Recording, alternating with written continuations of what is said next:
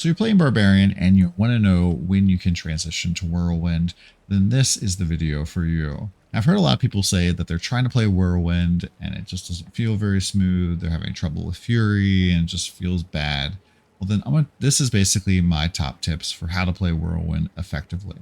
Now there's a bunch of aspects that can help give you Fury because Whirlwind just chugs down Fury like crazy.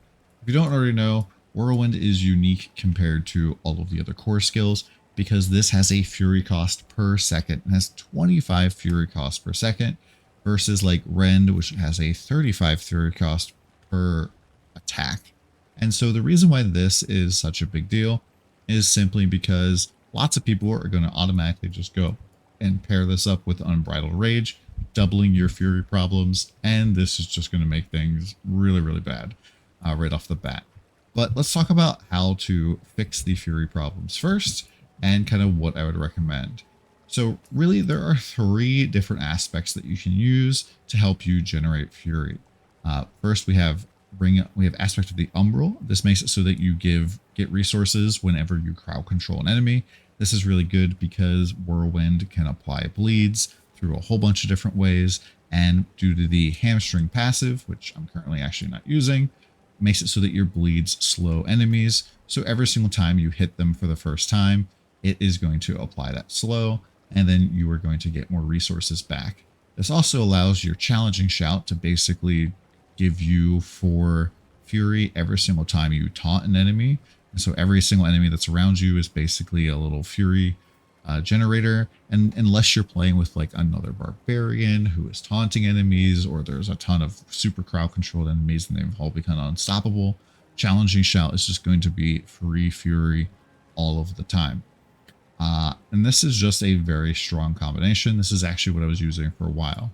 I was even actually using Pentatate Greaves with this, which leave behind this little cold trail behind you that chills enemies, and this allows you to basically just walk through enemies and generate Fury just from them being in your trail.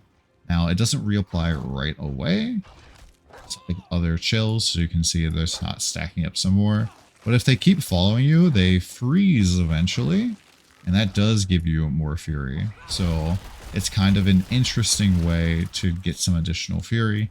The big problem with Umbral, of course, is the fact that this can not be applied to bosses. So this doesn't really help you generate Fury. You're going to end up having to use your Lunging Strike a whole bunch.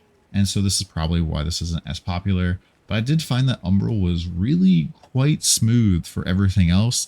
I've been using this almost exclusively all the way through level 100, and it's just very nice mod. The other one that a lot of people like to use is Echoing Fury. This one's on the Codex. I got very unlucky. I didn't even get a 4 of this until very, very late on the push to 100.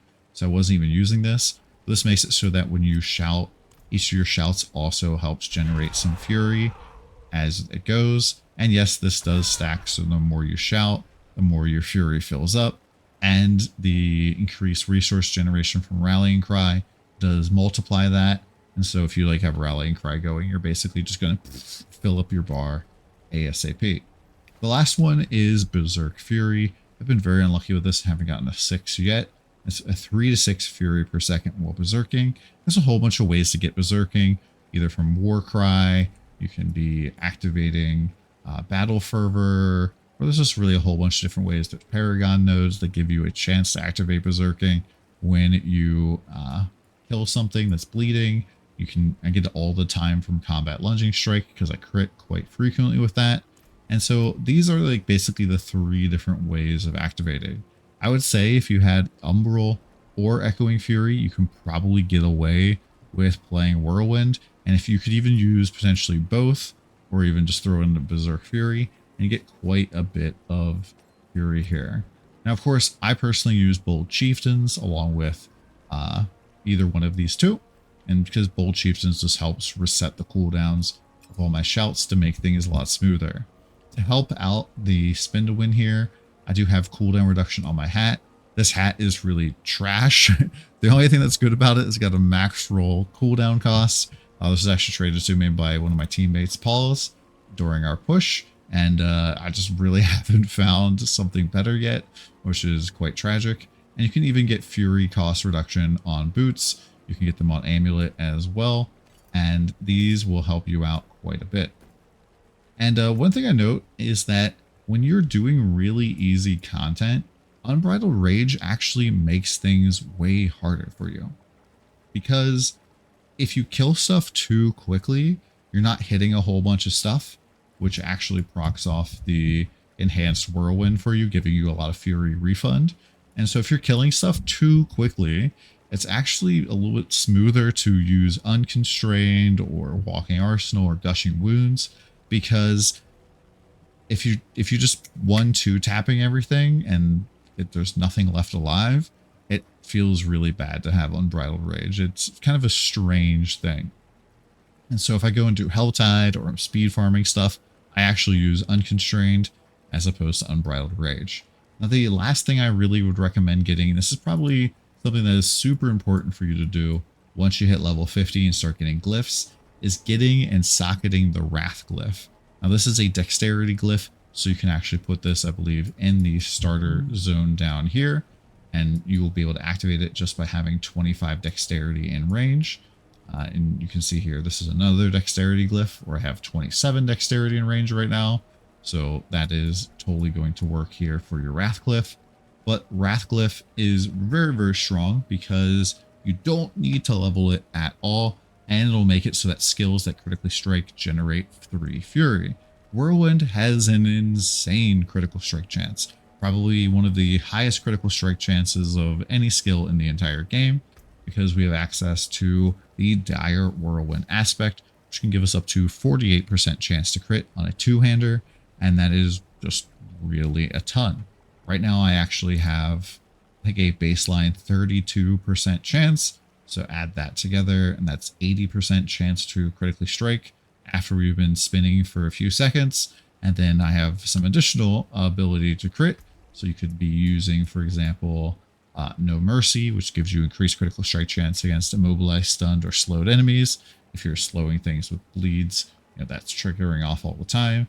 I'm not slowing stuff with bleeds right now, so I'm not using this particular modifier, but I am taking advantage of the Mortal Draw glyph.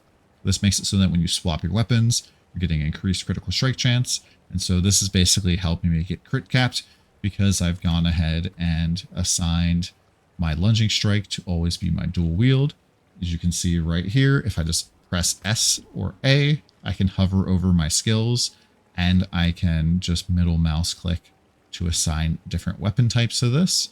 So I've always assigned lunging strike to be my dual wield, and I've always assigned Whirlwind to be my bludgeoning weapon right now, because we're playing with bludgeoning weapons, which has been pretty fun, big damage. I'll probably do a video about this shortly. And yeah, that's basically Whirlwind in a nutshell. What else would I recommend? No, that's really it. Thank you guys for coming by and watching the video. For some reason, this has kind of been a difficult video to record, because I think that talking about like tips and tricks about how to min-max this type of stuff can be a little bit complex. There's a lot of different factors in. There's definitely a lot of flexibility and different ways to play the different builds, and depending on what type of gear you have, and like which of the aspects you're taking advantage of. Like I said, you can definitely make any of these 3 Fury modifiers probably work for you. You would just have to adjust your build to kind of work around it, and maybe a little bit of your play style as well. Hopefully this video helped, and we'll check you in Sanctuary.